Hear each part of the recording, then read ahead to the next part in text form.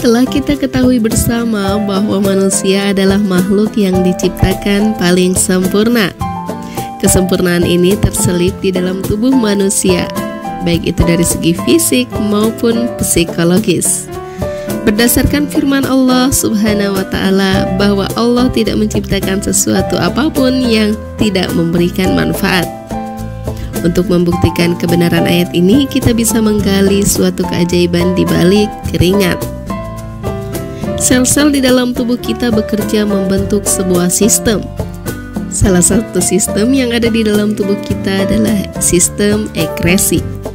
Sistem ekresi adalah sistem pengeluaran zat sisa yang sudah tidak diperlukan tubuh. Salah satu mekanismenya yaitu melalui kulit, berupa air keringat.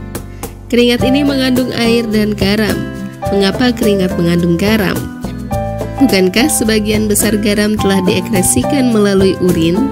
Ternyata larutan garam dalam keringat memiliki titik uap yang lebih tinggi dibandingkan dengan air biasa, sehingga dengan hal ini menyebabkan kulit kita senantiasa lembab dan tidak gampang kering. Hal ini sangat memberikan manfaat yang besar bagi tubuh, mengingat kadangkala suhu bumi tidak bersahabat dengan kita.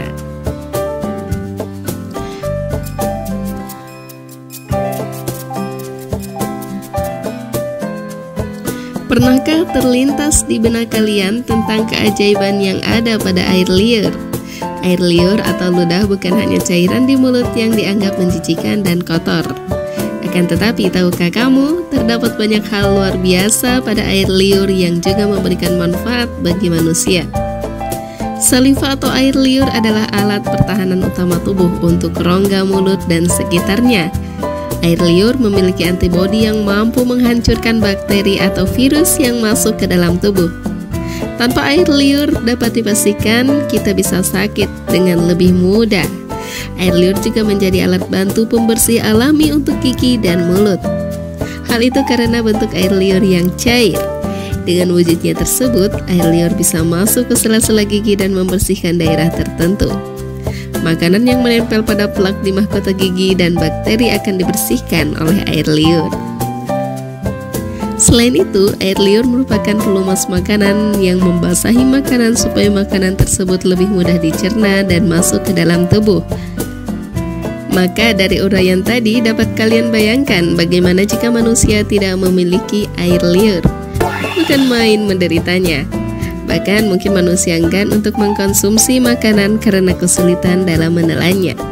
Akhirnya hal itu akan berakibat pada kondisi kesehatan tubuh manusia itu sendiri. Masya Allah, begitu sayangnya Allah kepada kita. Allah telah menciptakan hal-hal yang kecil menurut kita tetapi besar manfaatnya. Allah berfirman, apakah kalian tidak memperhatikan apa yang ada di dalam diri kalian? Quran Surat Az-Zariyat ayat 21. Otak merupakan salah satu keajaiban ciptaan Allah Subhanahu wa Ta'ala. Otak manusia memiliki 1 miliar sel saraf yang saling berhubungan seperti simpul-simpul pada sarang laba-laba. Simpul-simpul benang ini merupakan perwujudan dari jaringan saraf yang berhubungan dengan setiap bagian tubuh. Jaringan ini merupakan gambaran dari berbagai perangkat pelepas dan penerima informasi. Ia yang menangkap informasi dan melepaskannya ke otak. Hal yang lebih mengagumkan menurut para ilmuwan, untuk memperlancar proses yang terjadi di dalam otak dengan menggunakan komputer, kita membutuhkan ruang sebesar wilayah New York untuk memasang semua perangkat itu.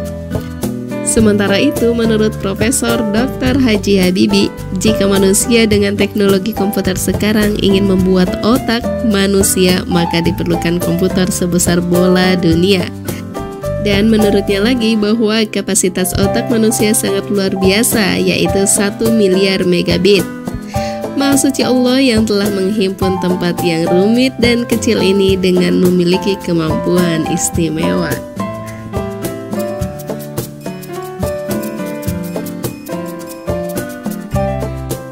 Paru-paru adalah organ yang dapat menyesuaikan dirinya berdasarkan gerakan kita.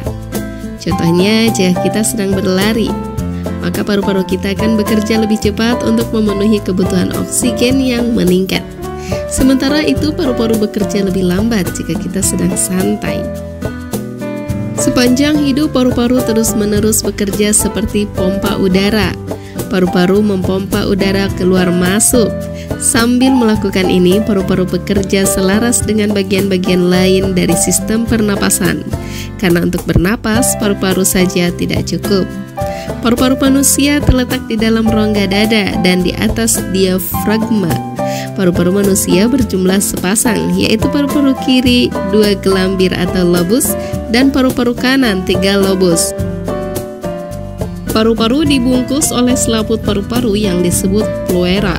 Di dalam paru-paru, tepatnya di ujung bronkus yang bercabang atau bronkiolus, terdapat alveolus.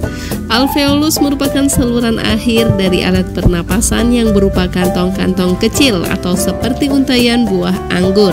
Dinding tipis dan lembab serta terbungkus oleh anyaman kapiler darah. Di dalam alveolus terjadi pengeluaran karbon dioksida dan penyerapan oksigen oleh sel darah merah. Hal yang mengagumkan, di dalam paru-paru kita terdapat kurang lebih 300 juta alveoli. Jika masing-masing alveolus disebarkan atau dibentangkan kemudian disambung-sambungkan, maka luas alveoli setara dengan luas permukaan kurang lebih 80 meter persegi. Adanya kantung-kantung alveolus yang banyak itu merupakan anugerah Allah Subhanahu wa Ta'ala kepada manusia yang tidak ada bandingannya, sehingga memungkinkan terjadinya perluasan daerah permukaan yang berperan untuk pertukaran gas. Bayangkan permukaan seluas itu bisa terpasang di dalam rongga dada kita.